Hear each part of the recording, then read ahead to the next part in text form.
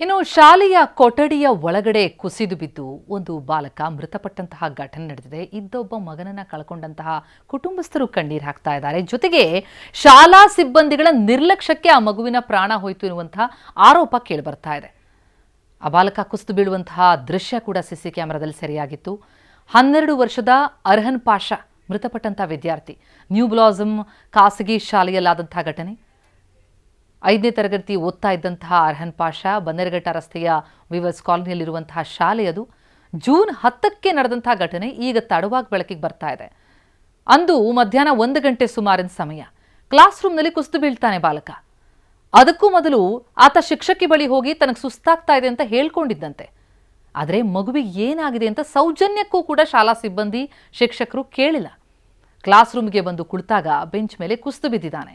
ತಕ್ಷಣ ಆಸ್ಪತ್ರೆ ಕರೆದುಕೊಂಡು ಹೋಗಬೇಕಾಯಿತು. ಆದರೆ ಅದರಲ್ಲೂ ಕೂಡ ಶಾಲಾ ಸಿಬ್ಬಂದಿ ನಿರ್ಲಕ್ಷ್ಯ ತೋರಿದ್ದಾರೆ ಎನ್ನುವಂಥ ಆರೋಪ ಕೇಳಿಬರ್ತಾ ಇದೆ. 45 ನಿಮಿಷಗಳ ಕಾಲ ಶಾಲಾ ಕೊಠಡಿಯಲ್ಲೇ ಮಗುವಿನ ಮೃತದೇಹವನ್ನು ಇರಿಸಿಕೊಂಡಿದ್ದಾರೆ ಸಿಬ್ಬಂದಿ. ಆ ದೃಶ್ಯ ಕೂಡ CCTVಯಲ್ಲಿದೆ. ಸರಿಯಾದ ಚಿಕಿತ್ಸೆ ಸಿಗಲಿಲ್ಲ. ಸಮಯಕ್ಕೆ ಸರಿಯಾಗಿ ಸಿಗದೇ ಇದ್ದಿದ್ದಕ್ಕೆ ಬಾಲಕ ಮೃತಪಟ್ಟಿದ್ದು. 45 ನಿಮಿಷ ಆದಮೇಲೆ ಮಗುವಿನ ಕುಟುಂಬದವರಿಗೆ ಕರೆ ಮಾಡಿ ಮಾಹಿತಿಯನ್ನು ಕೊಟ್ಟಿದ್ದಾರೆ ಸಿಬ್ಬಂದಿ.